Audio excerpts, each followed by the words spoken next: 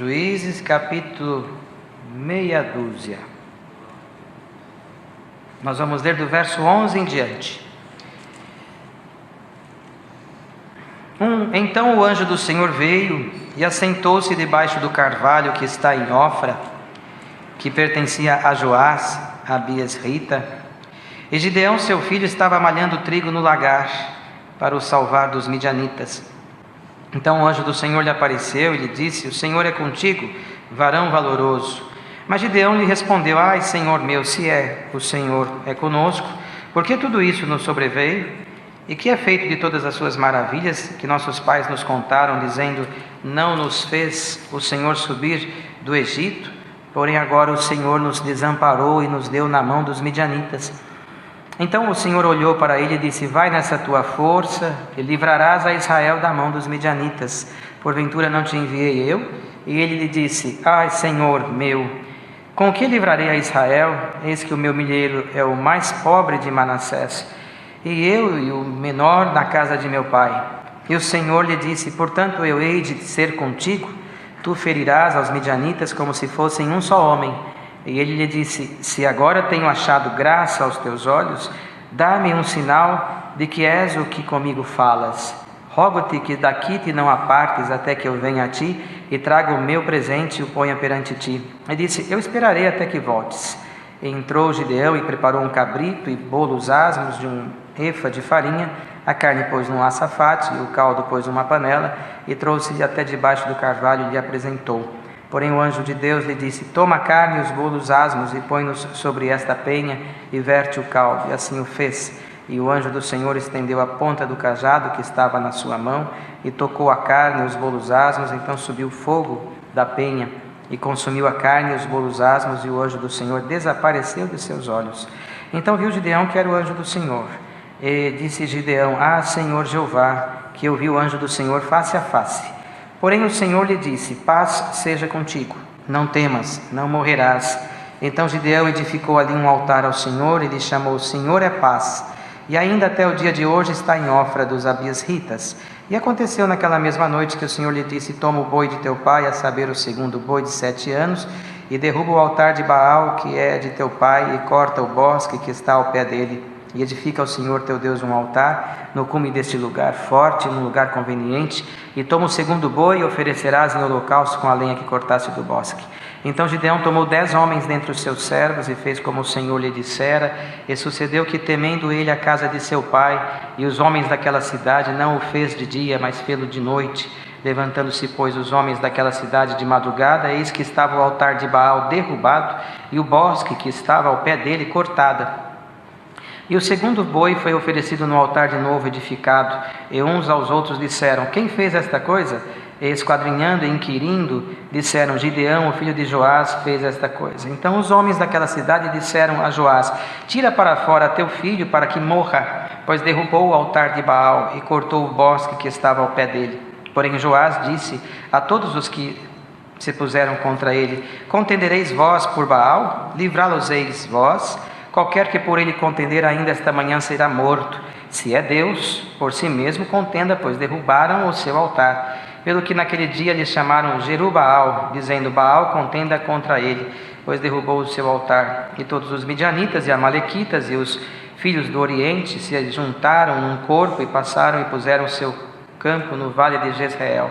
Então o Espírito do Senhor revestiu a Gideão, o qual tocou a buzina, e os asbieritas se ajuntaram após dele, e enviou mensageiros por toda a tribo de Manassés, que também se convocou após dele. Também enviou mensageiros a Ézer, a Zebulon e a Naphtali, e saíram-lhe ao encontro. E disse Gideão a Deus: Se has de livrar a Israel por minha mão, como tens dito, eis que eu porei um velo de lã na eira, se o orvalho estiver somente no velo, e secura sobre toda a terra, então conhecerei que has de livrar a Israel por minha mão, como tens dito. E assim sucedeu, porque o outro dia se levantou de madrugada e apertou o velo, e o orvalho do velo espremeu uma taça cheia de água. E disse Gideão a Deus: Não se acenda contra mim a tua ira, se ainda falar só esta vez. Rogo-te que só desta vez faça a prova com o velo. Rogo-te que só no velo haja secura, e em toda a terra haja o orvalho. E Deus assim o fez naquela noite, pois só no velo havia secura, e sobre toda a terra havia orvalho. Até aqui, irmãos. Amém. Glória ao Senhor.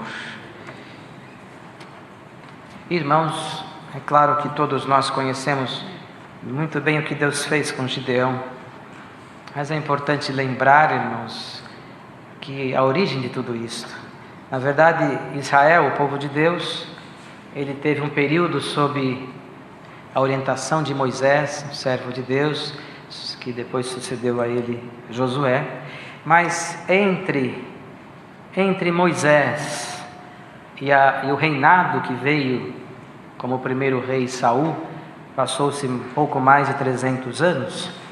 Esse período da história de Israel, o Senhor permitiu que tivesse em Israel juízes. E a palavra, as Sagradas Escrituras, nos relatam 12 ciclos, que são 12 juízes que estiveram diante do povo de Israel. Eles eram homens, teve Débora, que esteve na direção desse trabalho também, como mulher, usados por Deus com uma coragem ímpar, com uma capacidade revestido do Espírito de Deus, de defender o povo dos seus despojadores. 12 juízes, o primeiro foi Otiniel, que quando um rei da Mesopotâmia, irmãos, chamado Cusã-Risataim, este rei, ele, por permissão de Deus, Israel começou a seguir os Balaíns e os Asterotes, que eram deuses do povo do Ocidente, dos amorreus. Os Balaíns, que são como Baal, é o plural de Baal, são deuses que eles seguiam. Israel cedeu àqueles deuses, e os homens de Israel se juntou com as mulheres daquele povo estrangeiro, o que desagradou sobretudo a Deus. E Deus permitiu que Israel passasse por uma guerra muito grande com este rei da Mesopotâmia, e por 8 anos esteve sob o jugo. Foi quando Deus levantou Otiniel, e daí até Sansão, que foi o último dos juízes, passaram todos os juízes que a palavra nos relata, dentre eles Gideão, um moço que da tribo de Manassés. Entre a tribo de Manassés, ele mesmo dizia: sou o menor da casa de meu pai, e o meu milheiro é o menor da tribo de Manassés, que era entre as tribos, tinha os seus clãs, e o dele era de menor importância, menos expressivo. E quando os midianitas, quando Israel novamente veio a transgredir, a desagradar o Senhor, Deus permitiu que os midianitas, um povo nômade que vivia na Palestina, eles viessem a saquear os israelitas, as suas reservas, a sua lavoura, fazendo com que Israel fosse habitar, irmãos, de uma forma temerária na terra, por permissão de Deus. Note, os irmãos, que durante os 300 e poucos anos dos juízes, irmãos, todas as vezes que Israel vinha a desagradar o Senhor, Deus permitia um domínio estrangeiro, alguma coisa que viesse a tirar deles toda aquela força que eles achavam ter, mas nunca Deus se esqueceu do seu povo. Permitia para que o homem se lembrasse dele, para que Israel soubesse que a promessa que Deus fez para o seu amigo Abraão estava de pé, mas eles tinham que lembrar que Deus também existia. E eles se corrompiam, e Deus levantava um juiz, defendia, tirava da servidão. Quando tudo estava confortável, eles voltavam a se corromper. E foi assim com Gideão. O seu pai, irmão, estava ali na própria região, construíram uma estátua ao deus Baal, a um dos deuses dos Balaíns, e desagradou muito o Senhor. E Deus permitiu que os midianitas viessem a roubar as riquezas de Israel, e o povo empobreceu demais, perdeu suas riquezas, perdeu suas reservas, tanto que Gideão, temente a Deus, um dos únicos últimos que estavam ainda no temor, pegou o pouco de trigo que sobrou com ele e foi numa prensa de vinho, que é o lagar onde se fazia o vinho, e foi ali escondido tentar salvar o pouco do trigo que sobrou. Ele estava trabalhando quando o Senhor então falou com ele. Dos 12 juízes, Gideão, um homem que se sentia fraco, um comportamento que se demonstra com um pouco de medo, um homem meio assim receoso, mas foi o único dos juízes que viu o anjo do Senhor. Porque Deus não visita só quem se acha forte, cheio de virtudes, cheio de dons, O Senhor visita quem Ele quer, Ele é dominador. Tanto que em Coríntios está escrito que Ele dá os dons naquilo que for útil. E de repente o irmão se acha tão consagrado, mas Deus dá um dom diferente para alguém que parece tão fraco. E logo outro alguém diz: mas por que Deus dá para ele e não dá para mim? Porque nós não entendemos o caminho de Deus. O Senhor na história não escolheu só homens fortes para derrubar o inimigo. Normalmente Ele pegou os fraquinhos. Ele pegou Davi, que era o menor da sua família. Pegou Gideão, que era a menor tribo, o menor clã, o mais desprezível, o menor milheiro. E assim foi Jacó, que era o mais novo. Ou seja, ele não precisa da força do homem. Ele precisa que o homem entenda que ele é a força. Glória ao nome de Jesus. E hoje Deus manda essa palavra para nós. Israel, que é o povo que serve a Deus, está distraído com as coisas da terra.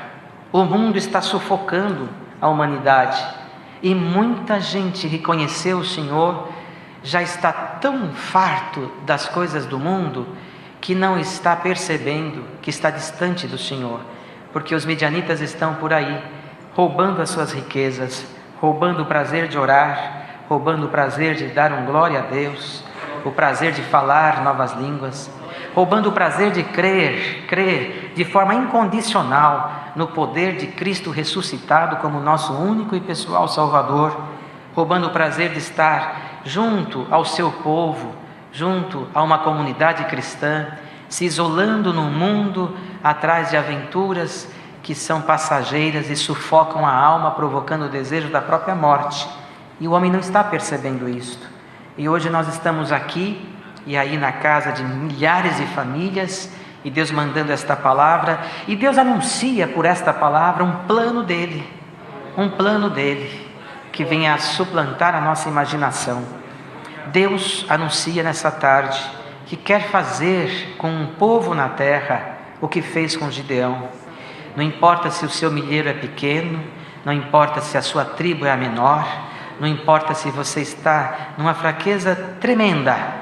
O que importa é se você consegue olhar para o anjo do Senhor e dizer para ele as suas fraquezas, e confessar a ele os seus erros, e dizer para ele: eu sou o menor da minha casa, eu não tenho força, mas eu estou aqui, malhando o meu trigo, porque eu não quero morrer de fome. Glória ao Senhor. Se você tem força de dizer só isso para o anjo de Deus, a palavra começa te dizendo: você é bem-aventurado, porque Deus vai se usar de você para trazer os teus irmãos e as tuas irmãs que estão indo embora no encanto dos midianitas, no encanto da serpente, que está derrubando alguns que outrora sentavam aqui do teu lado, davam glória de uma forma tão virtuosa e animada que a igreja chegava a estremecer. Estamos em tempo de guerra, irmãos. Alguém olha e diz: mas onde está aquela família? Onde está aquele irmão? Onde está aquela manifestação que havia na igreja? Onde está o glória da mocidade? Onde está a virtude que víamos no meio da orquestra, no meio das irmãs, dos irmãos? Onde está aquela vida? O Senhor diz: os midianitas estão saqueando muitas casas, saqueando com a força do pecado, da tentação. Mas tem muitos que ainda não morreram e estão nas suas casas, mofando na força do pecado, mas ainda respirando pela força de Deus. E hoje o Senhor olha para esta mocidade que está ouvindo esta palavra e diz: posso te chamar? Posso te chamar de Gideão? Posso dizer a você o que disse a Gideão? Você está preparado? E se não estiver, Deus te prepara. Quando Deus escolheu Gideão para lutar por Israel, o exército dos midianitas eram mais de 100.000 homens, e ele não temeu quando se sentiu confirmado pelo Senhor. Mas a primeira missão que Deus deu para ele, como escolhido de Deus, não foi lutar contra os midianitas, foi derrubar a estátua de Baal na casa de seu pai. Com medo, ele foi de noite para não ser visto. E era tão forte a idolatria que o Senhor mandou derrubar a estátua e queimar o bosque. Faz do bosque uma fogueira e derruba Baal, porque agora eu vou entrar. E Deus não divide a sua glória com outro Deus. Deus não divide a sua glória com outro Senhor. E Deus anuncia esse plano para esta mocidade. Não é a quantidade que Deus está buscando, mas é a qualidade. Você está aqui ouvindo esta palavra e você está olhando para você e dizendo: mas olha para mim, eu não tenho condição de ser usada por Deus. E o Senhor te diz por esta palavra: se eu olhasse a condição de Gideão, eu também não livraria Israel da mão dos midianitas. Pois Deus te escolhe agora para entrar na história desta palavra e sair dessa reunião de mocidade um jovem mais crente, acreditando mais em Jesus Cristo, acreditando mais na força que o apóstolo Paulo dizia: quando estou fraco, então sou forte, porque a minha força se manifesta na fraqueza. Glória ao nome do Senhor. Você pode estar aqui sem quase nada, mas diz o Senhor, tem aí somente condição de dizer glória a Deus dentro do teu coração?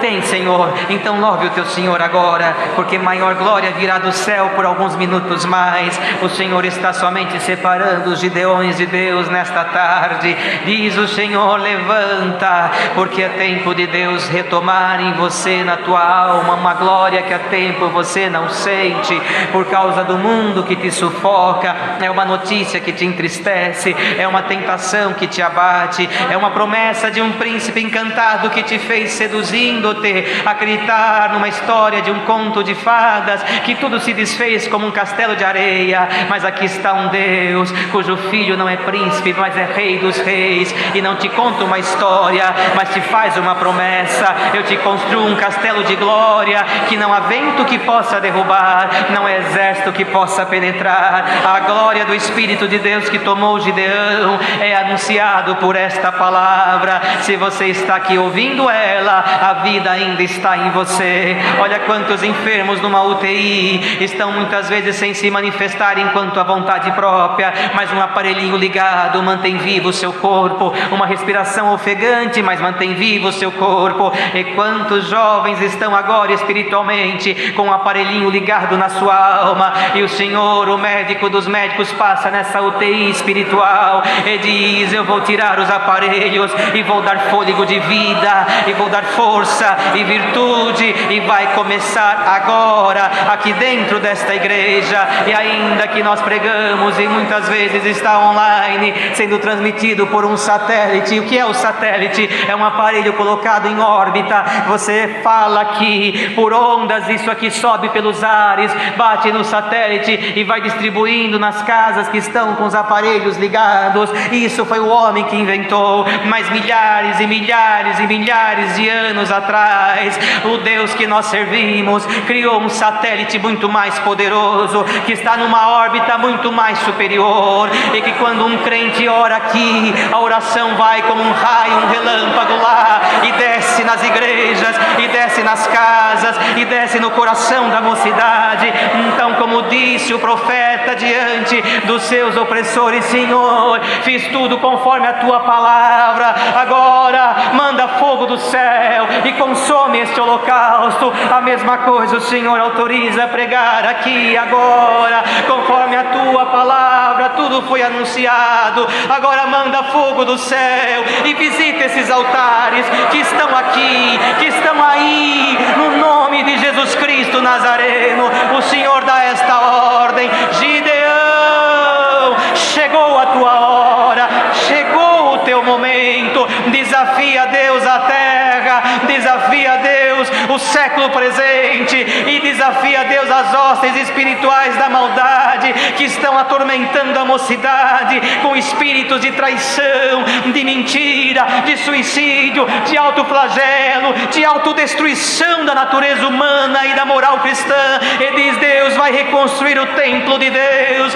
e visitando o Senhor o seu templo, tudo que é mal, tudo que é pecado, tudo que é contaminado, tudo que é impuro, em nome de Jesus Cristo, saia do coração sincero.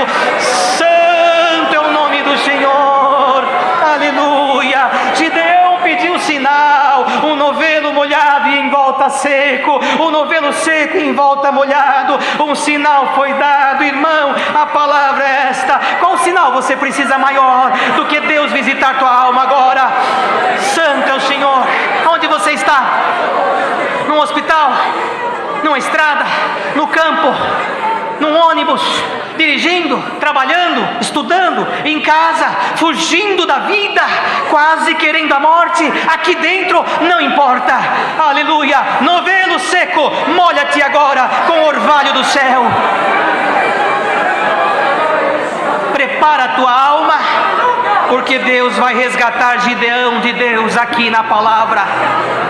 Os midianitas que se preparem, porque quando Deus mandou Gideão, ele foi, e antes que ele chegasse, o Senhor foi na frente e espaventou aquele povo, e suas riquezas, os seus poderes, ficou para trás. O que é do mundo é do mundo, o que é nosso é nosso, o que é de Deus, e o que não é, não é, o que é puro, o que não é, não é, diz o Senhor por esta palavra. Os midianitas fugirão do seu caminho, e aqui está a riqueza do céu. Irmão, irmã, Deus vai dar oração ao seu servo, e logo já vamos levantar, não podemos ficar aqui muito tempo, mas a mocidade tem comunhão para nessa oração, por mais curta que seja, buscar de Deus os seus dons, e esperar de Deus a dispensação dos tesouros. Santo, santo e santo é o nome do Senhor. Vai, ó espiões de Gideão, vai por este mundo afora. Eles foram lá no acampamento dos midianitas e começaram a ouvir um conversando com o outro. Eu tive um sonho, meu sonho foi assim, assim, assim. Isso aí não é outra coisa senão o Deus de Israel, o Deus de Gideão. E lá foram os 300 homens, espada de Deus e espada de Gideão. E os midianitas fugiram, deixaram tudo para trás de tanto medo da mão de Deus. Está preparado para isso? Estenda a sua mão cansada, Deus te dá uma espada nova, espada de Deus e espada de Gideão. Olha, irmão, hoje não está Gideão aqui, mas o Cristo de Deus com a espada de 2 fios, cortando a direita e a esquerda, e o teu caminho livre para você servir o Senhor. Se o que te falta é o sinal da presença de Deus, o sinal da presença de Deus seja concedido para esta igreja, aqui e aí onde você está agora. Somente creia, creia, e tu verás a glória de Deus. Deus seja louvado.